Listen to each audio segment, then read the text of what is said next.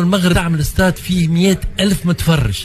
اليوم احنا وين؟ يكون الملعب الاكبر في افريقيا. في افريقيا. المغرب نظمت امورها، المغرب استنات وبنات كي بنات لقات لا تصح المقارنه بالملاعب.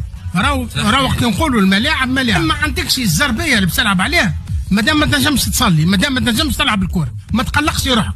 هذوما مع الناس مسؤوليه سلاسه، افكار واضحه ومطالب واضحه. يا خويا هبطوا باش على هالبلاد ويقولوا في حاله صيانه ولا اون بان جيم اوفر وانتهى الموضوع. اعطيني عندي استعداد لعب اليوم، دورك انت ماذا تفعل مان؟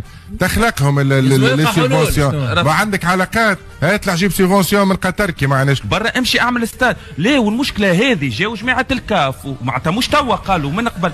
ثاني حاجه راهو كورفا سود اللي حكى، راهو الكاف ما هيش ظلمتنا، راهو الكاف مش جسليل تصلى وتقول لك استاد غير جاهز لاحتضان المقابلات. وقت اللي قعدوا الكراسي قاعدوا يتهراو، عطاوهم ملاعب اخرين، عطاوهم بلايص اخرين، هزوهم الاثنين اخرين.